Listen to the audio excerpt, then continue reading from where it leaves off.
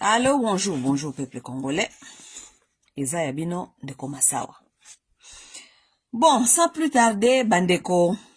En tout cas, vraiment, avec ces pays-là, tous les jours, il y a toujours des problèmes. Biloko ako choqué Batou, tous les jours. Hein? Les gens ne peuvent pas être en paix. Hein? Malgré tout, que makamuso est salamaka, mais comment on a quand on est na misu des ezoko choqué. Hein? Bandeko bolingo. Tola muka. Nenge Kongo ezalaka toujours na habitude ya koshoka kabiso. Hein? Tola muka. Tola muka li ba vidéo oyo lelo. Bino monyoso boyebi ce qui se passe. Na olakisa bino muke po batu oyo bakomona après, bakomona vidéo après. Mama oyo ake kobota. Aza kuna asali hémorragie pare abimisi mwana ya munene apasuki. Il faut batonga ye, je ne sais pas quoi. Médecin azako betaye. Bino moko boyebi ke na Congo wana, peut-être bazako tongaye sans même babenga onini oh kiso epesra esala kabatu bayo capacité, hein? Bino moko botala bande, botala, hein? Botala. Hein? Soit disant ba tongaye, hein? Il faut la anesthésie kutu ba pesiete. Donc azawana zoyoka pasi apasuki bazo tongaye baza ko betaye médecin a betiye mwasi auti ko bota makolo ezali faible akoki ko tia makolo même pas na se pasi ya ko betaye na médecin et commissie donc akita tambola elle pourrait tomber, elle est en train de saigner, elle peut mourir. Donc c'est ça le Congo, mes chers amis, c'est ça le Congo. Médecin azako betaye. Bandeko. Oebike, il faut biloko aboyer moko le kaka po na tozo quand même ba sujet na matéa kopesa, OK? Makambo oyo toyoka kango depuis kala. Ce n'est pas aujourd'hui que la femme congolaise dise que soka yake ko bota ba beta kaye. Ce n'est pas aujourd'hui. Ce n'est pas aujourd'hui que basi ba congolaise ba sonaka alerte mikolo nyonso que ba beta ka bango na maternité. Ma médecin ba beta ka bango na maternité. Ce n'est pas aujourd'hui. Ce n'est pas aujourd'hui to bandi koyoka makambo. C'est depuis longtemps. Mais qui va suivre ça? Ou bien qui peut investigation zalakate? Même si les femmes le disent millions de fois, personne ne s'inquiète de leur santé. OK? Mutute akipaka santé ya basi. OK? Personne. Bandeko ba bolingo bino nyoso bozali awa témoin. Qui n'a jamais entendu que na Congo ba beta kabasi na maternité? Qui n'a jamais entendu ça? Pas une fois, pas deux fois, okoyoka basi ebele bakoyebisa yo expérience na bango ya maternité na Kinshasa. Bako expliquer expérience à maternité na bango na Congo. Mais qui a déjà levé sa voix pour dire que il y a solo paré ba beta kabato, total nanu makambo yo, basa l'investigation, ba kende nanu ko pesa ba médecin oyo ko pesa ko somsa bango na training, ba train bango comment traiter les humains. Hein? Nanya qui suit cette histoire? Mututa la la Congo. Mais est-ce que cette histoire est bani lelo? Et cette histoire est depuis kala. Les gens trouvent que ce sont des choses normales. Et que, basi ba lo baka mikonyo se nenge ba beta bango na maternité, nenge ba beta bango. Non seulement ba docteur ba beta kango, ba tuba ba naka déjà ko beta bango zali déjà ba nurse. Ba nurse ça veut dire ba infirmière. Les infirmières commencent déjà. Moi si yake kobota za na pasi ya kobota soka aleli ayoki libu pasi ayoki boyenini ba infirmière ba beti mbata kanga mbanga na yo ne mutali boso ya kobota onyola kisabiso nini yo kanisi yo mutali boso ya kobota awa etetu mais eza question ya mutali boso kobota te ezali question te ke ata so ya mutali boso kobota te mais chaque femme a son expérience. Moi si nyo sa dan expérience na ya kobota ba mususu peut-être bazana na facilité wana kobota facilement, mais il y a des femmes qui ont des difficultés aussi d'accoucher. Mais nous sommes dans un pays là où la santé mentale, santé physique ya batu etali motute. Ce qui est grave, nous sommes tous complices de cette affaire. Pourquoi? Parce que la femme congolaise, ce n'est pas aujourd'hui qu'elle a commencé à crier, à sonner cette alerte que ba beta kabango na maternité. Ce n'est pas aujourd'hui, nous sommes tous complices. Parce que personne n'en parle, personne n'amène ça à la justice, personne, les autorités ne disent pas que oh, tote la nanu makambo basi basa koloba. Personne n'en parle, personne n'en parle. Il fallait bima sikoyo na télévision pour tozwa sikoyo makambu ya kolobela. Parce que on est si on compte biso to koma lokola batalibom matamaboma. Si on parle, les gens disent que oh bolobaka kaka, vous faites que bozaka ko complain. Bino momona keloko malonga na Congo te, mais loko malonga zate. Loko malonga zate. Hein? Nous, on dit les choses que vous ne voyez pas. Mes chers amis, si vous connaissez comment est-ce que les Congolais vivent à l'intérieur de ces pays-là, vous ne comprenez rien. Et il faut qu'akabo mona biloko ya boye, pour vous zala choqué, pour vous zala quand même au rendez-vous avec ce qui se passe. Si vous comprenez comment est-ce qu'un Congolais afin d'akanakati, même à l'intérieur, même au na capitale, babesi moi basu babeta comme on son na hôpital, na capitale. On frappe ces femmes tous les jours. Mais Congolais, lorsqu'il est dans son confort, yo aussi comme qui na poto, yo aussi qu'on fanda bien na Congo, kuna ofanda kabio, ofanda kana climatiseur, tu t'en sors. Oh yebi pasi ya baninga te. Biso batolobaka mikolonyo se bokoma kosaso batamaboma. Biso batamaboma tolobaka kaka. Mais ça, ce sont des choses qui se passent tous les jours devant les yeux des gens. Makamwele kaka mikolonyo so na misu ya batu yangoyo. Il y a des semaines presque, ou bien il y a des semaines passées. Vidéo nanga ya suka, on a ça là qui sur l'insécurité à Kinshasa. Si vous vous souvenez très bien, j'ai parlé de ça. J'ai dit, batu oyo bozo ko pesa même batu soit disant gratuité ya kobota. Gratuité ya kobota wana qualité za wapi na kata gratuité oyo. J'ai parlé de ça. J'ai dit gratuité oyo bozo ke ndeko boti sa basi n'importe comment, ba santé ya malonga te, basi bele bazali ko bota donc na ba hôpital à l'intérieur du pays. Basi basa ko bota na ba litoko. Lelo na journée ya lelo ba congolaise ba bota na etoko. Na se na ba condition nini ya. Bokende na ba intérieur ya pays bokende ko tala ndenge basi baza ko bota kuna ba bota kana se, ba bota kana litoko.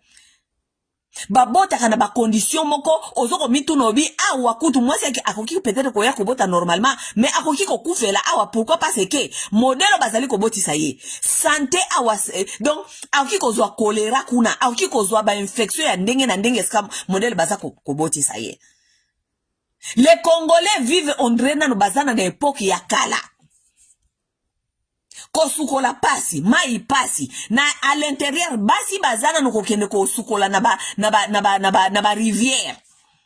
Place ba sukola ka, nde place ba toka ka mai, nde place ba sukola ka bilamba, place ba sukola ka basani, everything is done in the same space.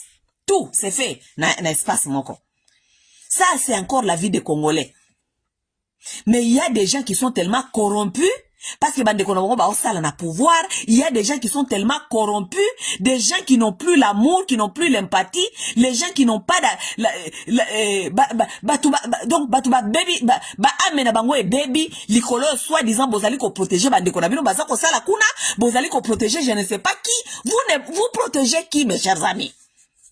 Le pays va mal, le pays va très très mal. Na video na nga ya suka na lobaki ya ngana bi gratuité soit disant ya kobota. Bozo comme ça basi ba ya kobota gratuitement. Na ba condition oyo mes chers amis. Na ba condition oyo nde bozo comme ça basi ba bota gratuitement. Gratuité ya enseignement wana ezaka ka munoko boke ndeko bota ou bien ozali aussi façon ya ko accompagner gratuité. Eza la gratuité ya qualité. Basi eska bazali ko kende ko bota basi retrouver que bazali pemme ko bota na ba condition ya bien. Basi eska bazali ko kende ko bota basi sentir quand même que people are taking care of them, people are worried about them. Les gens ont quand même souci de leur santé physique et mentale. Moi ça zali ko bota bazali ko beta ye. Est-ce que c'est normal cette affaire? C'est normal, ce n'est pas aujourd'hui. Makambo zali ko bimezali kaka ko exposer o existaka déjà. Ce qui se passe là-bas est en train d'exposer seulement ce qui existe déjà, mes chers amis. Les docteurs là qui frappent les gens tous les jours, les docteurs là qui sont mal payés. Nasala qui nani vidéo nangala il y a la fois passé à insécurité à Congo. Na loba ki nakati ya vidéo nangala bike bon longo la ba député ba salaire wana boza kopesa bango bon futa ka ba docteur. Un docteur ne peut pas faire son travail bien si il est frustré. Baza frustré, baza kofuta bangote, baza na salaire à malongate. Les docteurs sont frustrés. C'est ça la vérité des choses aussi. Oui, il y a des méchants. On accepte qu'il y a des gens qui sont seulement méchants. Mais il y a aussi des docteurs qui sont frustrés parce qu'ils sont pas payés. Ils sont pas payés, ils viennent au travail, baza ko sala bénévolat. Docteur Aouti pas naïe, azana problème à moi si. Parce que gérer une femme tous les jours, ce n'est pas un petit problème non plus. Azana problème à moi si makelele, moi si azako bise baza de l'autre côté, moi si azako bota kuna, bana baza ko bota ma, médecin il faut tirer bana na classe, bana baza ko tanga bien te, et tout, il va venir au travail pour avoir l'empathie pour vous. Le médecin là va venir au travail pour avoir l'empathie pour vous, alors que lui-même il est déjà stressé de sa maison. Je l'ai dit dans mon dernière vidéo. Ba professeur bazali koya na classe. Professeur aza koya na classe. Aliete. Professeur aye. Ba futa kaye soki $100 par mois, soki $75 par mois. $75. Qui peut vivre avec $75 par mois? Moutouazana, moi, c'est zana, bana zana, ba responsabilité. Il vient à l'école. Kotangi ça, $70 on futa kaye par mois, ou bien $100 on futa kaye par mois. Et moi, na mikolo nyon sote. Mukola zuyango, akozaki déjà na banyongo ebele, il faut futa banyongo batu.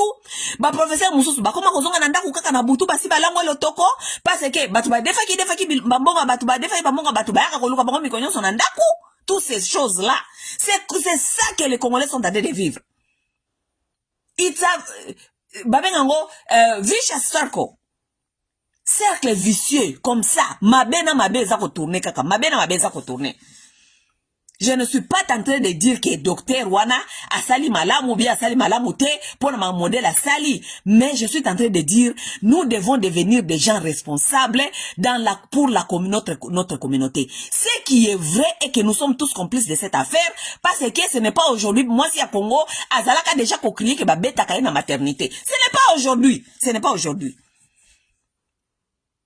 Professeur akoya na école, azali kotangisa bana. Professeur aliete, mutu aliete akozala na morali ya ndenge nini yako supporter ta makelele ya mwana. Akozala na moralité.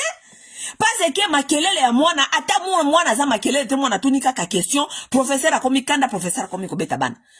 Mwana aye classe aliete, professeur aye classe aliete. Mwana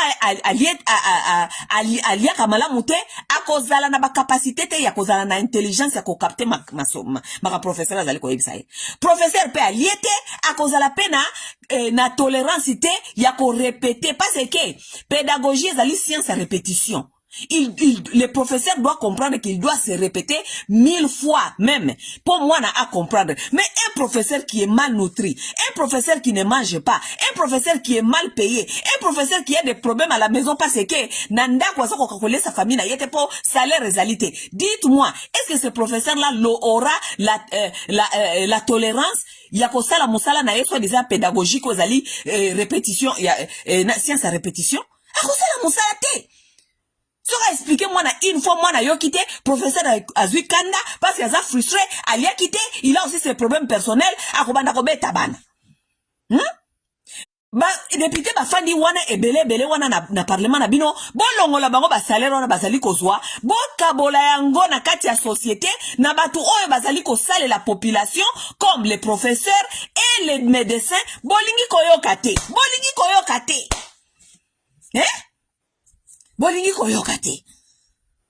Député musala nini ya salaka po azoka ba salaire à $20,000. Député musala nini ya salaka. Les docteurs et les médecins doivent avoir plus de salaire que ba député. Bozo yoka te. Et dans tout ça, qui souffre? C'est la population qui souffre. Ce sont les Congolais qui souffrent dans les mains de ces gens-là qui sont frustrés. Les docteurs et les professeurs. Bandeko ba bolingo. Il y a même pas 2 jours. Lobby hour. Lobby. J'ai parlé avec ma belle-sœur. Toza ko sola likambo ya Nyankeru nenga zali awa lokola ba on nous a cassé les oreilles ici sur les internets. Nyankeru azali awa balingi ba bomaye Nyankeru prière nangeza ki ba bomayo ba tuba yo ba mbeli ata na miss wana omona ka biente otika la vivant mais omona ka te na Nyankeru ba tuba yo ba mbeli wana na soki ba inkota ni ba tuba yo ata ba mbeli na misu omona ka lisusu te. OK? Mais au raté nano peut rater, ok? Ce qui est bon, Nyankeru, nano peut rater. Hier, j'ai parlé avec ma belle-sœur. Je disais ceci. Je disais, mais moi, je ne comprends pas ces gens ici. Parce que, lorsque nous parlons, ces gens ici nous traitent de jaloux. Jaloux ya nini nga na kosa ela mutuloko la Nyankeru. Nyankeru azalaki awaza ko lata ba periki ya mobiki ici. Nyankeru azalaki wana poto ngana leki Nyankeru na vi na leki na mbongo na bando leki na lekaki Nyankeru na eloko nyonso. Nyankeru eloko komisi eloko azali lelo zali muyibi. OK, parce alibi. Nyankeru n'est rien demain lelo lobiti lobi eze eloko te. Eloko komisi Nyankeru azali wana lelo zali muyibi. Nyankeru azali eloko te. Nyankeru azaki na poto za ko lata perika mobiki ici. Nyankeru azoko sala ausala campagne na mobali na aza ko lata ba perika mobiki ici. Periki donc ça veut dire que yemoko akata kango yemoko asukola kango na ndaku aseshi yango na kati ya machine ya kusukola basani. OK?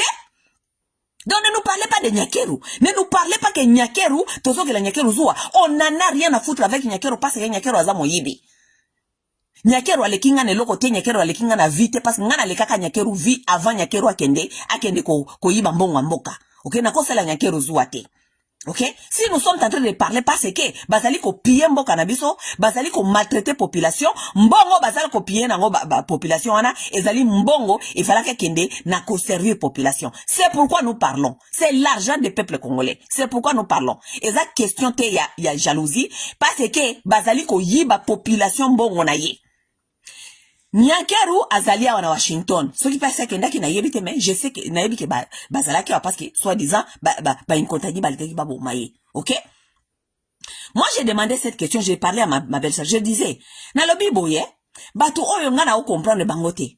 Vous laissez le Congo tout le temps boyaka awa. Soi-disant Melania abengi Nyankeru. Melania abengi Nyankeru. Melania azana agenda na ye.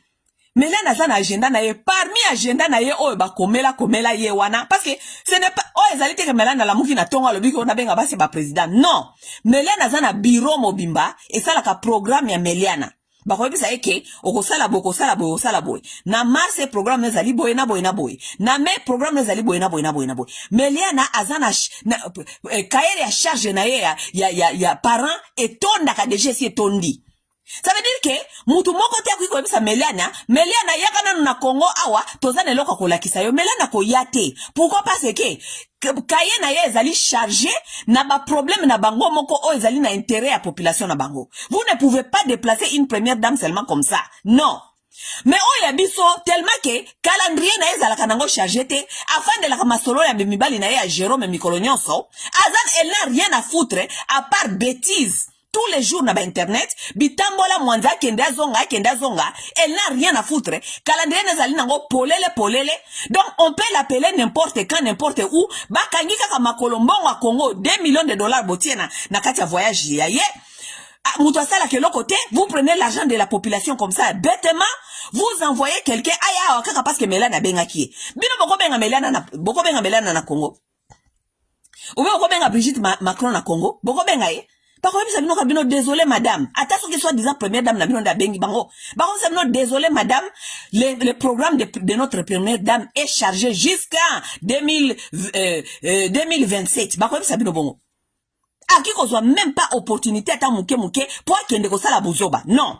Mais tellement que bino bozali pas pourri. Boza ba médiocre, boza tellement ba pourri, vous n'avez rien à faire pour vos populations, vous n'avez pas de carnet, cahier à charge, il faut ça la namboka na yo, votre carnet est toujours open, lorsqu'on vous appelle, bozu wa makolo na bino, tchaka, boye awa. Sikoyo, tangu Nyankeru aye ko sala nini awa, parce que, ba fondisi bango lokola bana mike, namoni bango ba tipe ba photo, les gens qui n'ont pas de dignité, non, ma ça n'a pas tellement la dignité. Moi, les gens ne peuvent pas blaguer avec moi comme ça. Batu bazanga dignité, on les appelle comme ça, ils viennent, bafandi si bango liboso à table, bazako la songo ba TV kuna, bazako tangi tangisa ngoma kamboloko la bana mike ba fandi ba mona ngoza biloko moko normal. Est-ce que nous on a rien à faire au Congo? Avec tout ce qui se passe dans ce pays, avec tous les problèmes que nous avons, est-ce que Denise a qui Zanatan, ya koleka wa kende boya zonga boye, ba invité ye boya zonga boye. Azanata, est-ce que cette femme-là pouvait avoir le temps? Non, mais pourquoi? Parce que elle n'a rien à foutre. Afin d'aller à Kambon, on a biso, qu'on dépense en rakata buzoba, y'en a ba master na ye, sora lembi, abandi ko réfléchir, makamune ya mobile na ya kala Jérôme, et tout, mais, calendrier, polele, est-ce qu'il y a bako benga ye, bako invité ye, accueilli. C'est ça, votre première dame. Wana ne mama na bino. Totuna te. Soki totuni, biso de tozali batia, tozabatu enquêto. Totuna te. Est-ce que vous pouvez déplacer Mélana? Bon, qui vous déplacer? Vous pouvez déplacer cette femme? Vous pouvez déplacer, moi si à Macron, vous pouvez déplacer ces femmes-là? Mais c'est vous qu'on déplace tous les minutes parce que vous n'avez rien à faire. Nakati bamboka où il y a tellement de problèmes, mais vous n'avez rien à faire. Bofandi kaka. Gratuité de maternité, bozana suivité, gratuité ngo bokosala ngo nini, oulé à s'impliquer na makambo ya mboka na biso, etali gratuité ya soit disant maternité, na gratuité enseignement ba pesi, atala soki est-ce que gratuité ngo ezali bien accompagné te. Maman na bino makolo kacheche. Toujours, tout, babenga boyakei, gratuité, yango wana toza komona, gratuité, yango wana bazali komona, au pays où là, il y a même pas de lit pour que la femme accouche, mais tu y a pas mes alités pour moi si à bota, mais maman na bino makolo na Washington, afana mukete kuna, ba ko fandi se na classe, ba ko tangi sa bango ba télévision, ba fandi pe lokola bizengi, ba ko tala kuna, ba ko laksa bango lokola bana mike. Et là, on ye nyakero ayeko sala awa oeko bénéficier femme congolaise. Boye biso nano. Dites-nous un peu. Nyakero banda banda makamuna bango oyo soit disant bazwa pouvoir na bango oyo. Nyakero akei place nini te. Et là, on nyakero ayeli biso koye. Eska na kenda barakisanga boye na ye awa to implémenter ngona mboka oyo. Et là, on et l'autre côté. Mais en même temps, nyakero sali ko tambola, basi ba congolaise bazana esika ko bota te, ti lelo ba mususu basali ko bota na etoko, biso to fanda total ka nyakeru, nengene sali ko tambola, et puis bizengi mususu ya basi, bana basi, baza ko komela biso ba buzoba, ke baza ko la ye mawa, balinga ki ba boma ye, balinga ba boma ye, tout ma fouati. Hein? Des gens sans intelligence. Mboka ya peuple moko insensé, jusqu'à qu'est-ce qu'elle est venue faire ici, cette femme?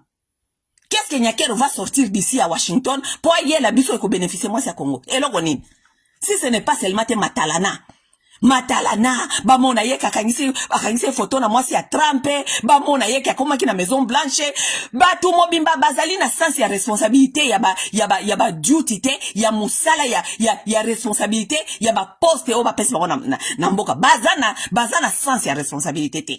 Bazoka nsezali show ya Matalana, po ba leka o bakanga photo, bazwala bakanga photo, Félix Tshisekedi mobali na ye ateki mboka likola photo na Trump. C'est à ce niveau-là que nous sommes arrivés. Mboka bateki ba brade ba minéré à mboka parce que Félix souci nezalaki akanga photo na Trump. Tozongi au moyen ya bakoko na biso tant bakoko na so babande ko tekela ba mundele ayotekela mundele mboka likolo bakabeli mungwa bakabeli miroir bakabeli pe vin. Tozongi na époque wana. Différence exacte, l'homme noir n'a pas évolué. Bamindele babande yo kosa bakoko na biso na mungwa. Bamindele babande yo kosa bakoko na biso na vin. Bamindele babande yo kosa koko na biso na ba miroir. Mais lelo, vous les gens qui se disent que vous avez étudié, vous les gens qui se disent que bofana na bapoto vous avez évolué. Lelo, nous sommes descendus pire que bakoko na biso toteki mboka likolo mokonzi ya mboka susi nezalaki akutana na Trump azala na kata Maison Blanche akanga photo na Trump toteki mboka. Même chose na mwasi na ye bitambola tambola mwasi mobimba oza première dame oza na complexe ya batu mosusu oza na complexe ya ba première dame mosusu oye awa kaka parce que il faut kanga photo na Meliana okanga photo na Meliana okota na kati ya Maison Blanche ba mona yo pe koza ko tambola na Meliana na mboka na yo basi bazana nuko bota na mabele. Mon Dieu,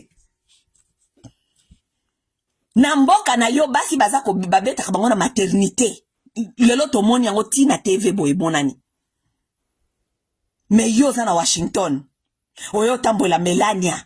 Baza ko lakisa bino soki nini boza lokola bizengi ya basi bofandi bo baza ba mindele baza ko lakisa bino makambo na ba TV baza ko eloko nini tu ne peux pas apprendre là-bas chez toi au Congo. Eloko nini? Oko apprendre à partir à Congo te.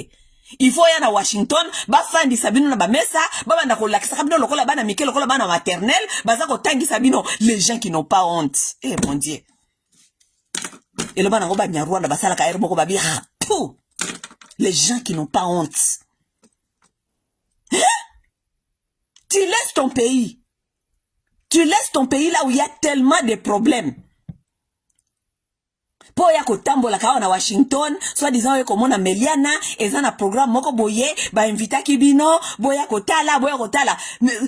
Nyakero, tu ne peux rien nous amener, toi tu ne peux pas rien nous amener parce que tu es médiocre le loti lobi. Namboka na oti lelo basi baza ko beta bango ba obeta bango na maternité, namboka na oti lelo basi babota kanase. Voilà où nous en sommes. Biso siko totuna te. Soki totuni boy. Botika kaka, fachi kaka. Siko ngana tuni boy. La fois passée na vidéo na ngana tuna kibino boy. Ngana bino bengo ke. Ba fandele biso masolo kaka ba ko changer constitution. Siko yo constitution peut pas changer. Siko yo ata basi baza ko bota na maternité baza ko bota na. Si on a fait faute à constitution. Faute à constitution? Est-ce que zali faut ta constitution ba docteur na bino ba médecin na bino bo futa kate baza frustré baza ko beta basi na ba maternité wana zeza Kinshasa eza Bukavu eza Goma wana azwa Rwanda o aza ko beta ba congolaise ndenge wana médecin na bino na za frustré na o aza ko beta batu wana pe aza Rwanda wana pe Kagame pe afuta ke po amoni sa ba congolais pasi parce que beaucoup comme on a ba Rwanda partout so ki balobi o makambo ya ba Rwanda ba Rwanda ba infiltra biso ba koma partout congolais wana za ko beta basi wana na maternité wana ye ba za Rwanda ye ba za infiltra za Congo aza infiltré.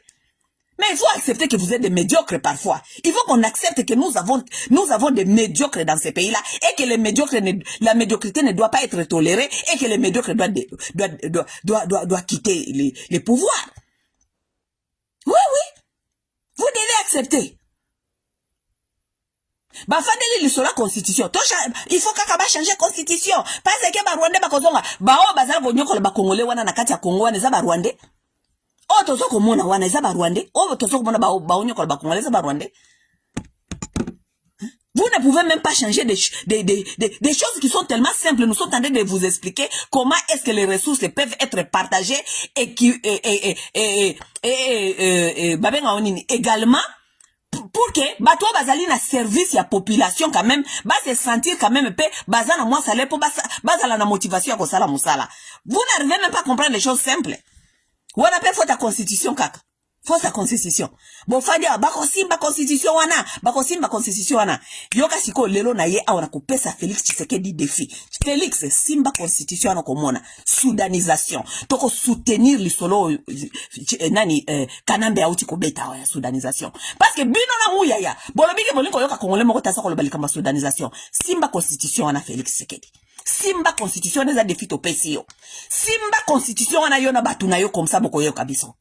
Mboka wana yokende koza soudanisation. Parce que si on ne peut pas vivre ensemble en harmonie, parce que bino bozana ba idée que vous pouvez faire comme tout vous voulez, le kola mboka wana comme ya bino. Vous pouvez faire tout ce que vous voulez.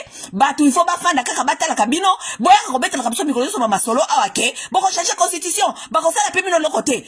Défi to pesi bino bosimba constitution wana. Mboka wana koza la soudaniser. Et puis bozoko na wana eza défi na pesi yo nyakeru. Yona mobali na yo eza défi na pesi bino. Et ça défi na pesi bino parce que bino le robo comme na mbongo ya boyibi ya population. Défi na pesi bino. Défi to pesi bino, to pesi bino bosimba constitution. To zalia wa to zali kozela bino bosimba constitution. Bosimba constitution to ko full la rébellion. Equal rights. Bosimba constitution to full la rébellion. Bosimba constitution. Et ça défi na pesi bino. Et puis ceux qui vont backup. Et puis bon yebinga bien. Nyakero toi tu me connais très bien. O yebinga très bien. O yebi que ceux qui na fully rébellion. Rébellion ko kende liboso. Try me. Bon me kabiso. Bosimba constitution wana. Parce que to faninye, to lobi que to fanana nunye. Toti kanano makobe ya koloba entre biso na biso po mboka na ntolo ngala maboka bapaya boko moko kanisa biso to ba yuma na bino bo bimaka bo manda ko bisa so makambo tous les jours les bêtises mikolonyoso Mikolonyo so beta so ba bêtise ya ko bisa so ko changer constitution. Bosimba constitution Congo ko za la soudaniser. Toko panza mboka wana. Mboka wane ko panza na mutu mtazo ngempala bango. Mboka wane ko panza na tozo nsa no mtazo mboka la bango. Comme ça toko mona ba mususu ska boko zonga. OK? Bon meka ko simba constitution wana. Simba constitution wana. Nyakeru bo kata message bo pesa nyakeru. Nyakeru lokolo komi ko sakana na biso yebisa mobile na lokolo so ko encourager na kata bozoba simba constitution mboka wana ekoma Soudan toko panza ngo en deux toko panza mboka wana en deux toko panza mboka wana en deux bon meka ko simba constitution na ko fula rébellion bon meka ko simba constitution wana toko fula rébellion pays wane ko panzana to ko panzana mutu na mtake pa na bango parce que c'est comme si tozo ko kapé ko vivre ensemble té peut-être nous ne sommes pas appelés à être un seul peuple. Mobutu a essayé mais bien nyoso boye après Mobutu bon la kisi que nous ne sommes pas peut-être appelés à vivre ensemble to ko panza mboka wana parce que to ko fanda awate to mona kabino boya ko chola kabiso avec tout ce qui se passe dans ces pays là. Ba bêtise na bino ya mikolo so ko mona insécurité pai basi baza ko beta mana ba maternité pai mikolo so ki tozali koloba biso de tromba jaloux boss meka aussi ma constitution wana toucher à cette constitution mboka wana to ko soudaniser yango ko panza na deux fois nous ne sommes même pas appelés à être ensemble si nous ne pouvons pas vivre en harmonie et puis en understanding to ça la compréhension de vivre ensemble si nous n'avons pas la même compréhension de vivre ensemble nous ne sommes pas obligés de vivre ensemble. Toko panzana, toko tika la ba africain. Toko tika la ba africain. Parce que, tozape na ba voisin. Afrique pe ko panzana te. Afrique ko zalaka ka ndenge zali. Toko tika la ba africain, mais toko zala le susu ba congolais te. Mboka na toko panzana ko ma Soudan. Toko panza yango. Toko panza mboka wana. Bosimba constitution wana. Parce que tant que tu sais que ça ko yebisa bino kelinga changer constitution wana, bozo ça semble ko comprendre te que tu sais que ça pandi mboka. Tu sais que la Rosimba constitution n'est nini alors que mboka ezali ensemble te. La même constitution interdit que baki ko simba constitution te ce qui mboka ezali réunité. Mais vous êtes en train de nous narguer ici tous les jours pour nous dire que beaucoup changer constitution tandis que Batia Est bazali écarté. Bako zala na décision te ya kosala sur constitution. Qui a soudanisé déjà ce pays-là? Si ce n'est pas déjà Félix Tshisekedi. Si la constitution même interdit que va changer en ba simba loi n'importe quelle loi tant que mboka ezali réunis ensemble te mboka ezali ko panzana sima bozo ko biso que ezali kanambende alobi makambia soudanisation si ce n'est pas déjà Tshisekedi qui a déjà soudanisé ce pays Tshisekedi a changer constitution alors que Batia Est bazali na moya kolobate parce qu'ils sont pris en otage. Qui a soudanisé le pays? Qui a déjà soudanisé ce pays? Ce pays-là est en train de dire que Toki ko sala ba élection te, ceux qui mboka ezali réunité, vous avez décidé plusieurs fois d'aller aux élections, mboka ezali ko panzana. Qui a déjà soudanisé ce pays-là? Bozo ko yoka comme lokola kake na matoi, étrange na matoi na parce que Kanambe na lobi yango, mais il est en train de dire juste que déjà Tshisekedi déjà fait. Kanambe azali déjà koloba o Tshisekedi eza ko sala parce que Tshisekedi na batune bazali déterminer ko simba constitution alors que Est de la République ezali prise en otage. N'est-ce pas la constitution interdit ça? Parce que ezali droit à chaque citoyen congolais à participer à un changement, ce qu'il faut to changer constitution. Ezali droit à congolais nyonso à participer na débat ya ko changer constitution. Mais si ko Batia Est bazana voter mikolo yo. Et là constitution pekisi. Bino kolimbo sala ngo parce que biso de bazoba na bino. Boko toko panza mboka wana, toko panza ngo. Et nous on n'aura rien à perdre. Parce que ça comme on a perdre lokola, ba mususu tozali bloqué na développement, na bizaleli na bino ba mususu tozo koka ko vivre ensemble té. Nous sommes en train de voir que nous n'avons pas peut-être les mêmes comportements. Il y a qu'au vivre ensemble. Peut-être nous ne sommes pas appelés à vivre ensemble. Les autres sont pris en otage pour le comportement la bino lokola ba sauvage oyo. Vous voulez vous comporter n'importe comment. Ba oti ko yebisa bino wake. Congo ezali na problème ya texte te. Congo ezali na problème ya bato. Bozo comprendre te. Comment est-ce que constitution ko le bake boki ko simba ngote tant que pays ezali divisé, mais vous voulez nous insister que vous voulez toucher à cette constitution là? Et vous voulez nous dire que ça c'est un problème des Rwandais? Ça ce n'est pas un problème des Rwandais. Ça c'est ce qu'on est en train de vous dire. Le Congo n'a pas un problème de texte, mais un problème des hommes. On décide, on se réveille un matin, on ignore que la constitution dit qu'on ne peut pas la toucher tant que pays est unité. Vous voulez changer cette constitution encore pour vous dire que Congo c'est un problème, il y a test, c'est un problème à batouter. C'est ce que vous êtes en train de faire. Bon, changer la constitution parce que la constitution est un problème. Constitution est un problème. Donc, vous êtes en train de chercher à nous faire croire que les problèmes, ce sont des textes. Les problèmes, ce ne sont pas des textes. Les problèmes, ce sont les hommes. L'homme congolais n'a aucun respect de l'autre. N'a aucun respect de la loi. La constitution interdit qu'on la touche. Lorsque le Congo n'est pas uni, vous voulez la toucher, vous voulez nous faire comprendre que le problème est la constitution ou bien le problème est la bino. Bo simba constitution bokomona. Bo simba constitution. Na pesi clin d'œil. Ba oba koyeba pa koyeba. OK, na pesi clin d'œil. Bo simba constitution wana mboka wana kozala soudaniser. Est-ce que moi na soudaniser ndeza ko pesa bino mutu pasi? Soudanisation ndeza pesa bino mutu pasi. Oh, tu sais que des ça déjà sa soudanisation lorsqu'on la constitution interdit qu'on ne touche pas à cette constitution lorsque le pays est divisé.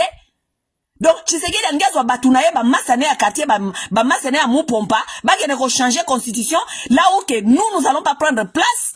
Mais on n'aura rien à dire sur cette constitution. Ba ya ko imposer biso yango.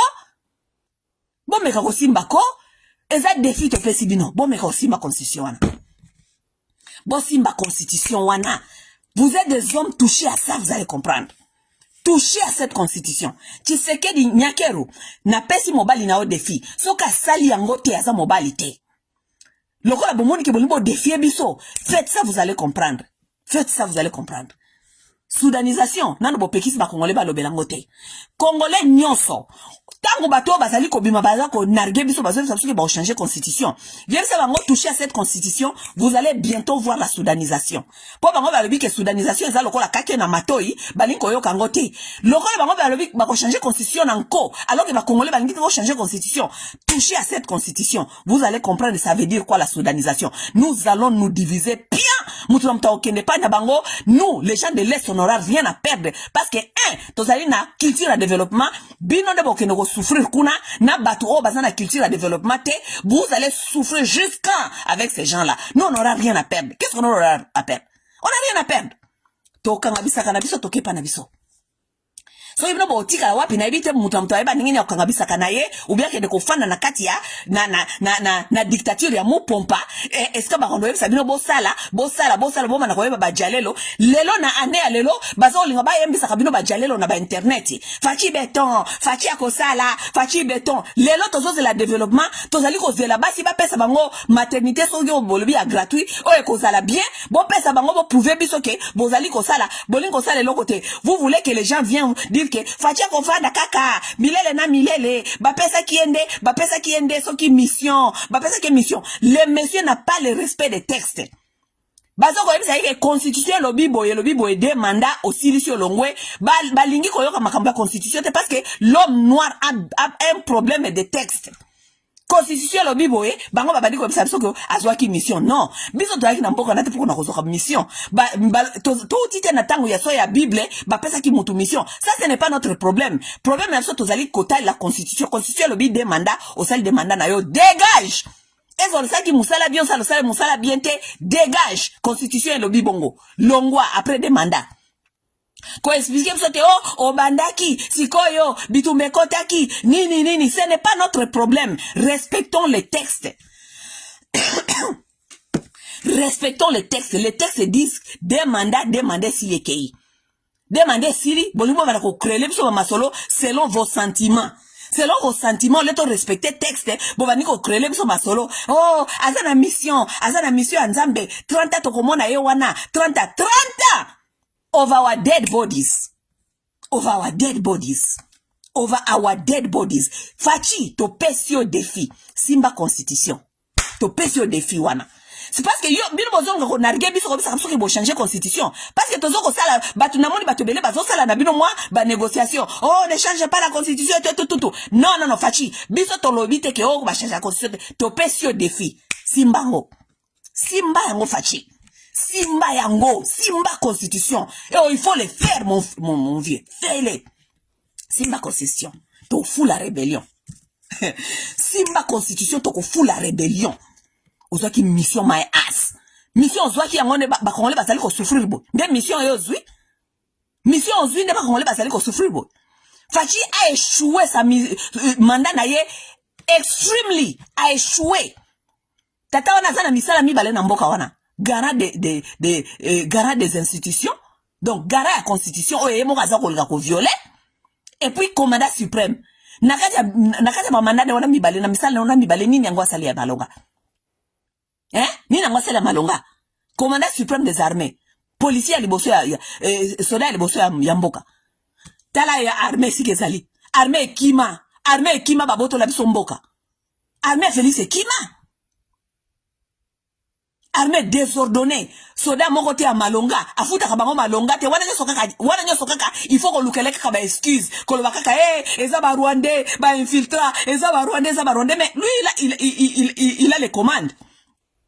Il a les commandes de cette armée. Ba Rwandais bazala hakuna na kata armée wana. Pourquoi longola bangote? Eza yete nda alingaka toujours qu'on nomme ba Rwandais wana. Ce n'est pas lui. Non, mais yaza mwana mama Maria, mwana mama Marthe, mwana Mupompa, soki asali bêtise, il faut boya kolokele ba excuse, eza ba Rwandais, eza kakatala paye, eza kaka infiltré depuis kala, eza infiltré depuis kala. Mais azana kilo, ya kobanda ko abengana ka ba opposant ba congolais na mboka. Ba opposant nyoso so alobi kaka, il faut ba menacer Akima. Ba opposant nyoso azoko kanga bango. Mais azoko kate ko bengana ba Rwandais akuta na armée. Azoko kate ko structurer armée. Azoko kate. Et puis vous n'avez pas honte, vous êtes là, vous êtes toujours de nous dire des bêtises tous les jours. Bisoto fana to yo kabino. Fachi na bino zoke de ba neka ba bêtises mikolo nyoso. Soki ba lobeli ye eloko moko te changeaka. Oh tala kaka ba infiltré ba Rwandais. Ba Rwandais. À un certain temps, il faut peut-être baza maele koleka bino parce que comment est-ce que président Nabino depuis a soit armé migonyo so désordre ti ba soda na ye ba kimi to moni awa nege mboka esambwe ba soda fachi ba okima ba soda ba okima soda a déposé minduki ya kimi qui commandait suprême na yangwana il a échoué complètement parce que lelo mboka ezali divisé parce que armée na ye échoué. Armée a échoué lamentablement. Mboka eza divisé. Pour la armée ezali faible. Responsabilité armée ezali yanan. Yayet Tshisekedi. Azui soki ba mercenaire soko futa bango soki ba 10 000 $. Armée fandi kaka bongo. Il n'a pas pu réorganiser l'armée et tout ça. Bino bomona akaba Rwandais partout. Rwandais ba anakata famille Mama Marthe. Ba Rwandais combien babali kuna ba gisaro nyoso babala nakata famia ya Tshisekedi bomona ka ba Rwandais bafanda kakuna te nanda ka Tshisekedi bomona ka bangote. Mais il s'agit de l'affaire de l'État là où ces gens-là sont en train d'échouer là où ils peuvent rien nous donner c'est là où vous voyez les Rwandais si on s'est infiltré mais Félix ça fanda kana ba Rwandais nanda kuna bango yena Mama Marthe na bandeko de bandeko Mama Marthe nyoso babala ba Rwandais. Félix Baniès na nyoso babala ba Rwandais. Ba Gisaro tous ces gens là ils sont là-bas chez Félix. Mais bangona ba Rwandais baza kolia bien na kata famille. Mais lorsqu'il s'agit ya kopesa congolais lambda droit na ye ya kobota ya kotanga c'est là où vous voyez les Rwandais dans les institutions. Ba Rwandais baza kuna balingite ba congolais basala bien ba congolais basala mais ba Rwandais bafanda kana kata ndako Félix Tshisekedi baliaka bien na Félix. Lorsqu'il faut servir la nation, c'est là où vous voyez les Rwandais dans les institutions. Il faut, parce que vous êtes tellement des incompétents, il faut maintenant chercher quelqu'un pour blâmer pour l'incompétence. N'est-ce pas? Et nous devons rester ici, en train de vous regarder, pour voir qu'on narga kabiso mikonyo comme ça, parce que, beaucoup changer constitution, on va faire 30 ans. Bosimba constitution, tout le monde. Bosimba. Sudanisation, ça likoya. Ngai soki bosimbi constitution na fuli rébellion. Na ko fula rébellion. Et puis, bo blague, ba kombata ba kepa Kabila, baza kuna na Goma, ba olie chintoko na Kabila. Bon meka kosimba constitution na, bota la pete subiso pete okende Goma. Et puis, je vous dis, si vous blaguez, peut-être Kabila ose la ngana ya, peut-être Kabila ose la ngana ya. Parce que ngana loko ba kombata mususu te na ba kombata na bino te ya pamba ba ke ko fula rébellion on peut se repousser na terre.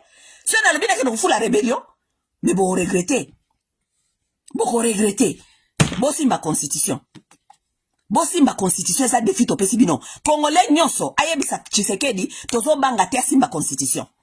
Simba constitution Tshisekedi. Sudanisation za koya to panza mboka wana. To bandotala na kana fenêtre kuna to bandiko loba Congo de l'Est bata Congo de l'Est to pesi mbote. Biso potala na musika to bi mbote bata Congo de l'Ouest. Moni ba basaka ba Congo de l'Ouest. O ngana to ba kabio ba Congo la Brazzaville. O ba Congo Kinshasa de to okoma. Bata Congo de l'Ouest. Mbote ba Congolais Est. To tika la bongo mais to tika ba africain. Mais on to kele pas la bango. Simba constitution. Bino nyoso bozali ko soutenir makambo ya changement de constitution. Bosimba constitution. Bosimba ngo. Bosimba constitution wana. Tozawati. Bosimba constitution. Toucher à ça on va voir. Muto ko bonde la bino susu azate. Bosimba constitution. Bosimba ngo. Toucher à ça. Nous allons marcher avec vos histoires bêtes que vous allez continuer à nous dire ici que bon, vous faites une mission. Bozo mona oza époque ya Bible. Bozo mona époque ya Bible, mona obeta so masoleza na mituna makolo. Nous avons des textes qui disent clairement que mutu asali de mandat il faut akende. Vous voulez nous dire des bêtises ici sur les gens? Bisoto fana to tolera ka buzoba na bino mikonyoso. Toucher à cette constitution. Bon meka aussi mango, bozali ko modifier, fachi, akofanda, azwaki mission anzambe, asali kutu biente, kutu asali biente, mais déjà sali déjà des mandats, et là comment balonga sali ezate. Wapi bilan na ya nani ya commandant suprême. 0 chijingu 0. Mboka bakangiango. Bakangi mboka pourquoi? Rébellion, basoda mususu bakangi parti ya mboka. Pourquoi? Parce que nani armée ezali faible. Armée za faible pourquoi? Parce que commandant suprême aza faible. Commandant suprême azali mutabita mbola mwanza. Commandant suprême ayebi akoma même pas na ba base militaire ya Congo nyonso. Akoma katena ba base militaire. Akala makamuni le kakakuna. Il ne connaît même pas là où se trouvent les bases militaires ya ba Congolais. Ayoka oka na sango. Commandant suprême. Wana bolingi nini to gagner rébellion. Mboka eza na sécurité. Lorsque votre commandant suprême musala na yekaka pepo bisoto fanda total rabino et puis pour bisa biso que azwaki mission. Toucher à cette constitution, nous allons voir. Toucher à ça. Boya ko bisa so mazu bo mututa ko bonde la bino lisusu bo simba constitution wana. Bo simbango eza défi to pesi bino et puis so bo meko simbango te bokolongwa na sone parce que tant bokolongwa to ko la bino. Donc bo sala makasi bo simbango. OK? To pesi bino défi. Po bino boza batatembe bo nga défi te. Mais bon yebake soki bo meki ko bela out ya défi na bino to la bino mais siko lokwa to bolingi bolo la bino te to pesi bino défi bosimba constitution boko comprendre la soudanisation to za la soudaniser to tika la Congo ya Est na Congo ya Ouest bomeka bosimba constitution. Simba constitution na bobeta biso masolo ya ba Bible borevaki facha azana vision babenga ki azana mission bon na otanga Yesu. Touchez à ça, vous allez comprendre. Touchez à cette constitution là, vous allez comprendre. Toucher à cette constitution, nous allons finaliser la soudanisation. Parce que ce ne sera pas nous qui ont commencé, ça sera votre fachi. Parce que constitution, ezali ko pekisa, ba simbango, tant que pays ezali réunité. Ok? Si votre stupide de Tshisekedi, azali ko insister à simba constitution, c'est parce que lui, il aura déjà soudanisé ces pays-là. Ok?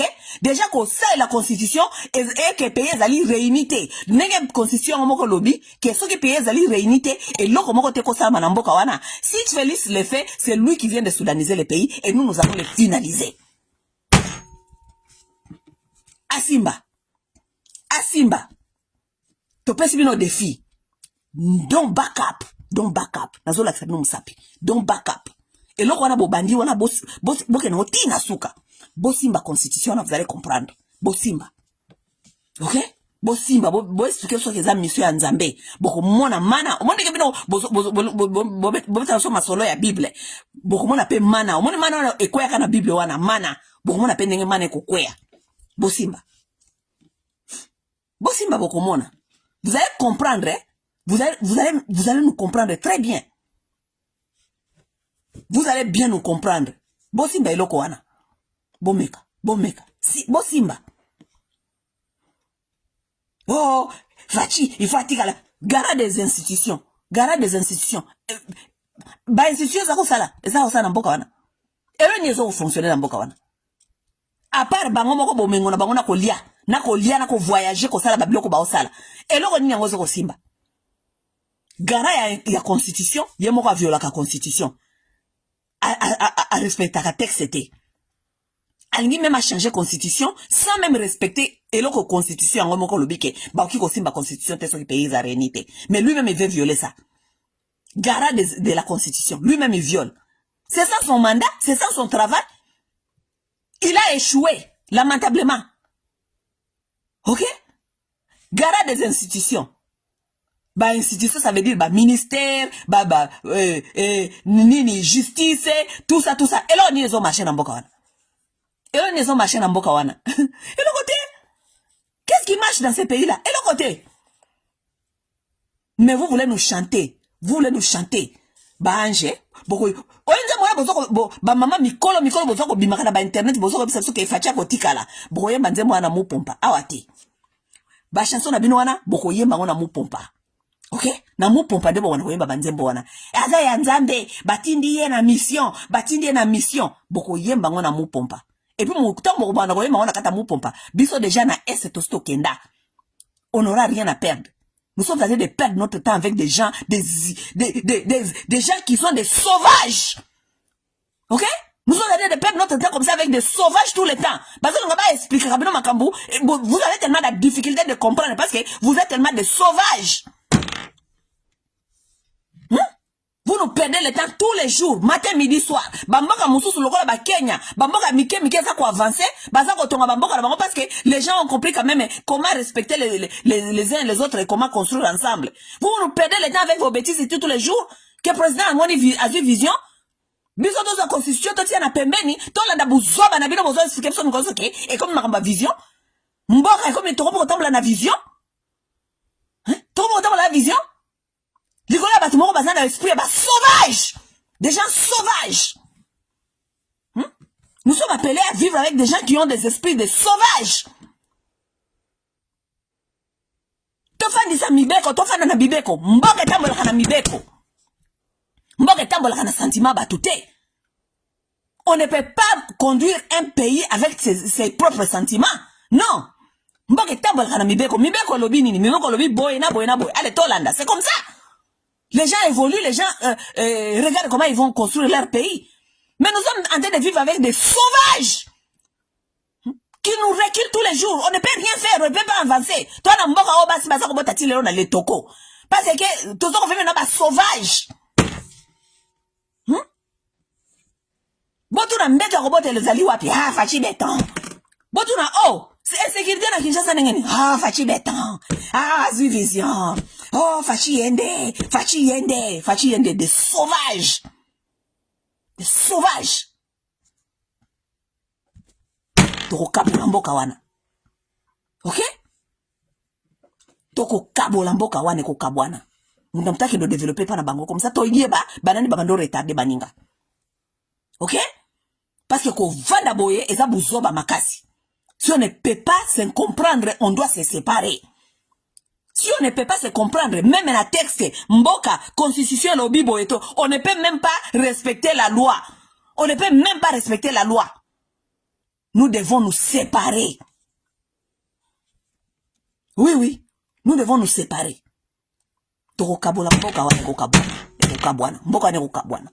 Nous allons pas continuer à vivre avec des gens comme ça qui pensent que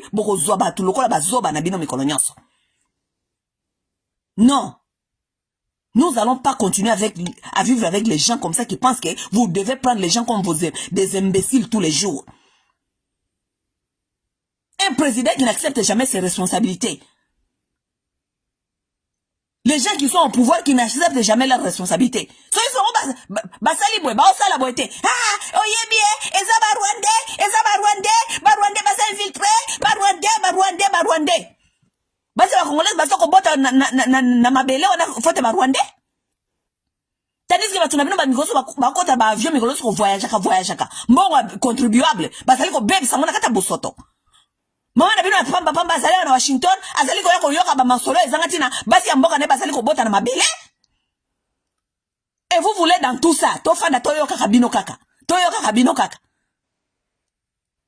c'est dans le but tala makambo za koleka Barwande tozoka bolamboka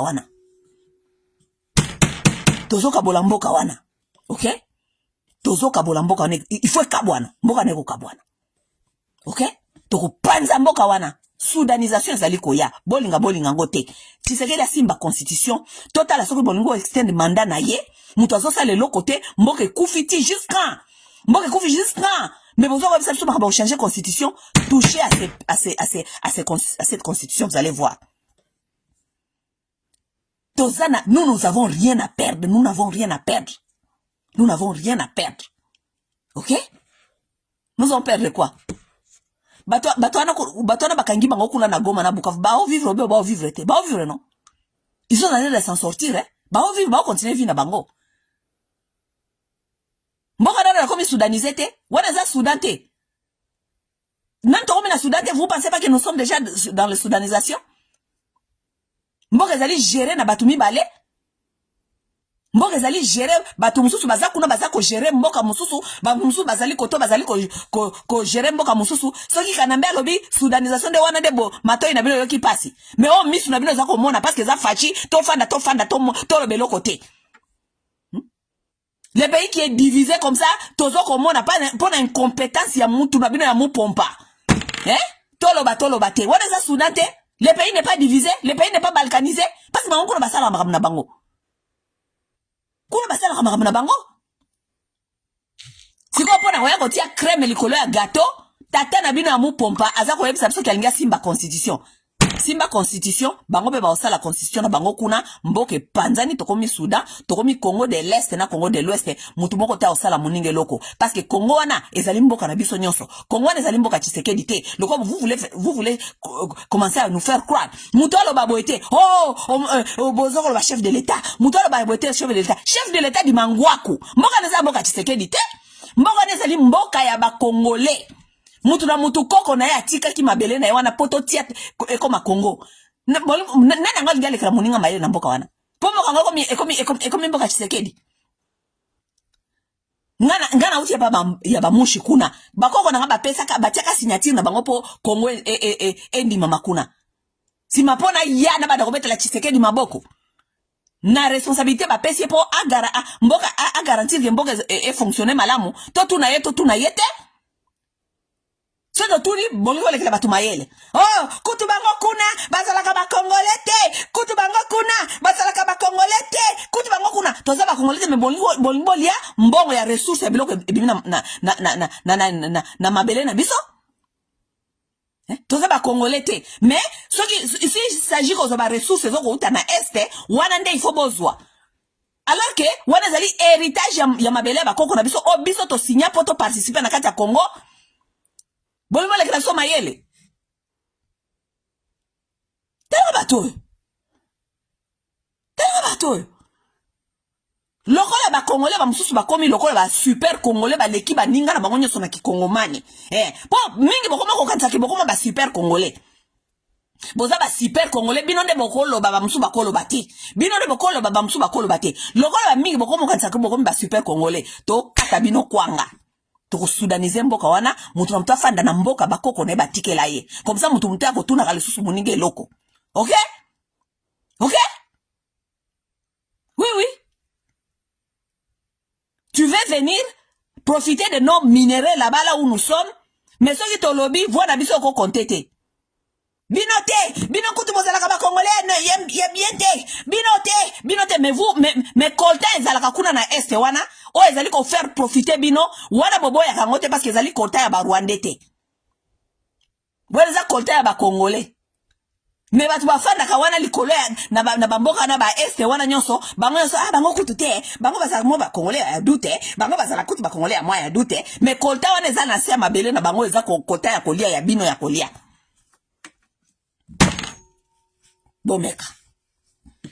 bomeka bopanza bo continue buzoba na bino bo simba constitution eza défi to pesi Tshisekedi aba captain na défi na yeto pesi penda défi ko Tshisekedi soko za mobile lokola babenga bino ke bozaba mibali bozaba ba muscle bino de ba vrai congolais simba constitution don't back up my friend don't back up simba constitution wana to kolakisa o sudanisation ngezali a bon attendeur salut